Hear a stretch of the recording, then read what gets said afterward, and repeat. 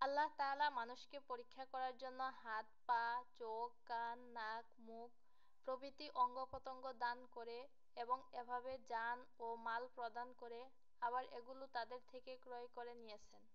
যেমন পবিত্র কোরআনে আল্লাহ তাআলা ইরশাদ করেন, নিশ্চয়ই আল্লাহ মুমিনদের থেকে তাদের জান ও মাল ক্রয় করে নিয়েছেন এর বিনিময়ে যে তাদের জন্য জান্নাত হবে। মহান আল্লাহ তাআলা ক্রয়কৃত মানুষের জান-মালের অন্যতম একটি অংশ হচ্ছে চক্ষু অঙ্গ।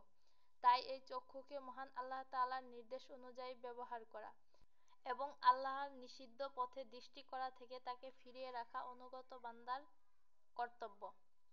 তাই চোখের নিয়ন্ত্রণ বা দৃষ্টির হেফাজত ইসলামের একটি গুরুত্বপূর্ণ হুকুম। এ সম্পর্কে পবিত্র কোরআনে মহান আল্লাহ তাআলা ইরশাদ করেন, হে নবী, আপনি মুমিন পুরুষদেরকে বলুন তারা যেন তাদের দৃষ্টিকে সংযত করে এবং তাদের লজ্জাস্থানের হেফাজত করে। এটাই তাদের জন্য অধিক পবিত্রতা। নিশ্চয়ই তারা যা করে সে সম্পর্কে আল্লাহ সম্যক অবহিত।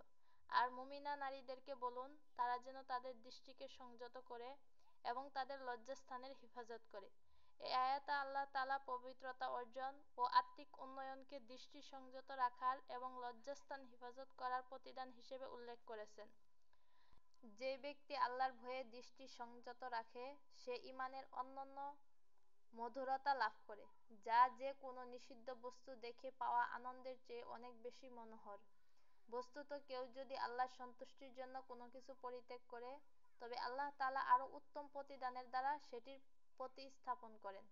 দৃষ্টি সংযতকারী ব্যক্তির ঈমানের বিশেষ মাধুরতা লাভ সম্পর্কে হযরত হুযায়ফা রাদিয়াল্লাহু তাআলা আনহু হতে বর্ণিত, রাসূল সাল্লাল্লাহু আলাইহি ওয়াসাল্লাম ইরশাদ করেন, দৃষ্টি শয়তানের বিষাক্ত তীরসমূহের মধ্যে একটি তীর।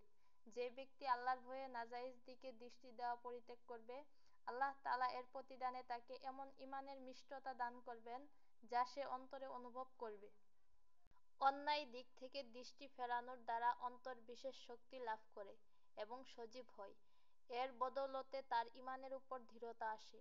পক্ষান্তরে অন্যায় দিকে দৃষ্টি দেওয়ার দ্বারা অন্তর কলুষিত হয়ে দুর্বল হয়ে যায়, যার দরুন তার ঈমানে দুর্বলতা আসে। নাজাইজ ও অবৈধ কোনো দিকে দৃষ্টি দেওয়া থেকে দৃষ্টিকে সংযত করার দ্বারা মহান আল্লাহর নির্দেশ পালন করা হয়। অপরদিকে এর মাধ্যমে রাসূল সাল্লাল্লাহু আলাইহি ওয়াসাল্লামের নির্দেশের ইত্তিবা করা হয়। আল্লাহ তাআলা পবিত্র কোরআনের সূরা নূরের ৩০ নম্বর আয়াতে মুমিন পুরুষদেরকে এবং ৩১ নম্বর আয়াতে মুমিনা নারীদেরকে চোখের দৃষ্টি সংযত করার নির্দেশ দিয়েছেন। তেমনি রাসূল সাল্লাল্লাহু আলাইহি ওয়াসাল্লাম অবৈধ দিকে দৃষ্টি দেওয়া থেকে উম্মতকে সতর্ক করেন। তিনি বলেন, সেই চক্ষুর উপর জাহান্নামের আগুন হারাম করা হয়েছে যা আল্লাহর নাফরমানির দিকে দৃষ্টি দেওয়া থেকে ফিরে গিয়েছে। তাই দৃষ্টি সংযত করার মাধ্যমে তারা মহান আল্লাহ এবং তার রাসূলের সেই নির্দেশ পালন করে ইবাদতের সওয়াব লাভ করে, যা তাদের দুনিয়া ও আখিরাতের উভয় জাহানের কামিয়াবির উসিলা হয়।